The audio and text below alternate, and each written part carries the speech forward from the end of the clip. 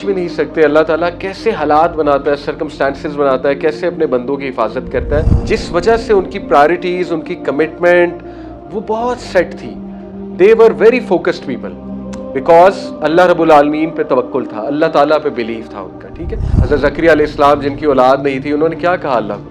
उन्होंने कहा कि ऐ मेरे रब, मैं आपसे मांग कर कभी भी मायूस नहीं हुआ कि नो मैटर वट, अल्लाह सुब्हानहू व तआला is the best of planners. अल्लाह अल वकील है, अल्लाह अल मुदब्बिर है, अल्लाह ताला अल फत्ताह है, रस्ते खोलने वाला है।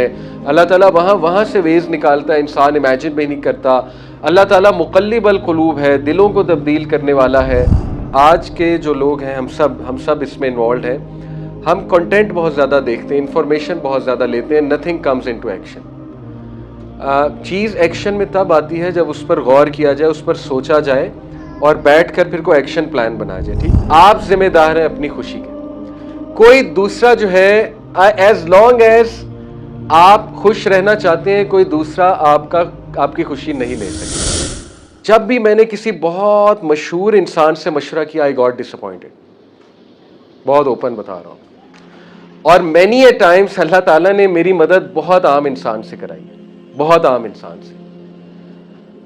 अल्लाह ताला दिखाते हैं कि मदद करने वाला मैं हूं। ठीक है, हैविंग सेड इट, अगेन मैं डिस्क्लेमर दे दूं, आप बहुत अच्छे एक क्वालिफाइड बंदे से मशवरा कर सकते हैं, कोई मसला नहीं। तो मैंने भी ये देखा है कि अल्लाह ताला जो है ना, वो सिखाते हैं इंसान को। जैसे सूरह अल बकरा में हम पढ़ते हैं कि देखिए, बनी इसराइल को कहा गया कि गायें ज़िबा करो। अब वो कोई भी गायें पकड़ के ज़िबा कर देते, काम हो जाना था, लेकिन वो परफेक्शंस में लग गए। कैसी होनी चाहिए, प्रेग्नेंट होनी चाहिए, नहीं होनी चाहिए, कलर क्या होना चाहिए, बाल कैसे होने चाहिए, छोटे कद की होनी चाहिए, कैसी होनी चाहिए। अल्लाह ताला भी और कॉम्प्लिकेटेड करते हैं कि ठीक है, अगर ये चाहते हैं इतनी ज़्यादा कॉम्प्लिकेशंस तो सो बी इट। वो चुप करके कोई भी गाय ज़िबा कर देते, काम किसने करना था? अल्लाह ताला ने। तो यही हमारा अकीदा होना चाहिए। देखिए, मदद किसने करनी? अल्लाह ताला ने। मदद कहीं से भी आ सकती है और अल्लाह की मदद can come in amazing ways. आप सोच भी नहीं सकते अल्लाह ताला कैसे हालात बनाता है, सर्कमस्टांसेस बनाता है, कैसे अपने बंदों की हिफाजत करता है। तो ये जो मान था अल्लाह पे, ये जो बिलीव था, इसी को तवक्कुल कहते हैं। और ये सहाबा का कायम हो गया था। अल्लाह रब्बुल आलमीन वो अपनी पूरी एफर्ट करते थे। आप नबी सल्लल्लाहु अलैहि वसल्लम को देखें, उन्होंने दुनियावी तमाम असबाब इख्तियार किए, हिजरत के दौरान भी, जंगों के दौरान भी, ग़ज़वा अहज़ाब के दौरान भी, बट उनका अल्टीमेट बिलीफ अल्लाह पे था कि विक्ट्री इज़ फ्रॉम अल्लाह। ये सारी चीज़ें करने के बावजूद भी अगर अल्लाह की मदद शामिल नहीं है तो कुछ नहीं हो सकता, और अगर अल्लाह की मदद शामिल है तो फिर कोई हमारा कुछ नहीं बिगाड़ सकता। ठीक है, इस अकीदा को, इस बिलीफ को कैसे रिवाइज करना है, दैट इज़ द पॉइंट। सिर्फ सूरह फातिहा जो है वो गौर से पढ़ा करें, सूरह फातिहा का मीनिंग गौर से लाया करें। जब आप नमाज में कहते हैं ना, इय्याका नअबुदु व इय्याका नस्तईन, तो ये अकीदा रिवाइज हो रहा है, तो इस अकीदे को इंटरनलाइज किया करें। जब आप बहुत तेज़ी में सूरह फातिहा पढ़ लेंगे और उसके मीनिंग पे पॉन्डर भी नहीं करेंगे, और ये हम सब करते हैं, हम सब की गलती है, हम सब आहिस्ता आहिस्ता जो है ना वो कैजुअल हो जाते हैं, लेकिन कम से कम हमें ट्राई करनी चाहिए उस अकीदे को दोबारा रिवाइव करने की इंशाल्लाह। ठीक है, तो पहली तो ये चीज़ है, जिस वजह से उनकी प्रायोरिटीज़, उनकी कमिटमेंट वो बहुत सेट थी। They were very focused people because अल्लाह रब्बुल आलमीन पे तवक्कुल था, अल्लाह ताला पे बिलीव था उनका। ठीक है, वो आगे भी बढ़े। हादसात के बाद कई सहाबियाँ मुतलिका थी, शादियाँ भी की आगे, एक नहीं, दो नहीं, कई शादियाँ की। खावत फौत हो जाते थे, आगे बढ़ते थे। सहाबियात की बात करूँ, इसी तरह सहाबा की लाइफ है। बिजनेस लॉस हुए, क्या क्या लॉस नहीं हुआ, they used to move forward, क्योंकि उन्हें पता था कि अल्लाह ताला हमें अकेला नहीं छोड़ेगा। तो ये that is the first thing, that unwavering तवक्कुल एंड बिलीफ इन अल्लाह। और आप अंबिया की भी दुआएं देखें, उसमें भी यही नज़र आ रहा है, वलम अकुन बिदुआइका रब्बी शकिया। हज़रत ज़करिया अलैहिस्सलाम जिनकी औलाद नहीं थी, उन्होंने क्या कहा अल्लाह को? उन्होंने कहा कि ऐ मेरे रब, मैं आपसे मांग कर कभी भी मायूस नहीं हुआ, या मैं आपसे मांग कर कभी भी, मतलब इन शॉर्ट कह रहे, खाली हाथ नहीं किया। बेसिकली इसका इनडायरेक्ट मीनिंग ये है। तो यानी इतना मान और इतना तवक्कुल अल्लाह सुब्हानहू व तआला पे। So that is the first thing. ठीक है, उसके बाद दूसरी चीज़ जो हमें पता लगती है वो है होप। होप मीन्स रजा। हम एक दुआ करते हैं, अल्लाह रहमतका अर्जू फला तकिलनी इला नफ्सी तरफत ऐन, कि अल्लाह मैं आपसे ही होप करता हूँ, मेरा सारा का सारा होप आपके अंदर है। ठीक है, ये बहुत खूबसूरत दुआ है। अल्लाह रहमतका अर्जू, अल्लाह मैं आपकी रहमत का तलबगार हूँ और मैं आप पर ही सारा का सारा होप है मेरा। फला तकिलनी इला नफ्सी तरफतैन, इसलिए मुझे मेरे नफ्स के हवाले पलक झपकने को भी ना कीजिए। कितनी डीप दुआ है।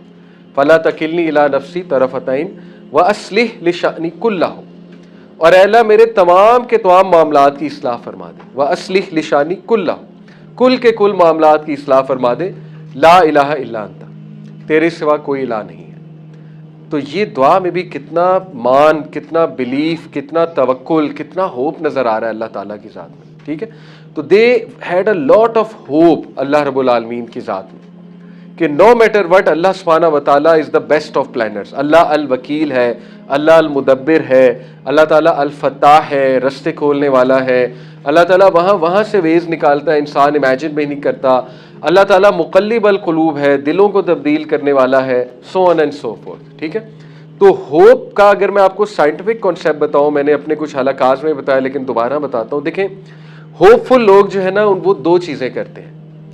होप कोई एब्स्ट्रैक्ट कॉन्सेप्ट नहीं है, हवाई कॉन्सेप्ट नहीं है कि एक बंदा जो है ना वो बस उम्मीद के साथ बैठा हुआ है और कुछ नहीं कर रहा, बस पुर उम्मीद है। उम्मीद के साथ दो एक्शंस आते हैं। वो दो एक्शंस को साइकोलॉजी में बाकायदा एक नाम दिया गया है। पहले को नाम दिया गया है पाथवेज थिंकिंग। पाथवेज थिंकिंग क्या है कि जो पुर उम्मीद लोग होते हैं वो बैठकर पाथवेज बनाते हैं, यानी option A, option B, option C, option D, यानी मैं कर क्या सकता हूं, ये जो मुसीबत आई है अब इसके लिए मैं कर क्या सकता हूं, व्हाट आर द पाथवेज।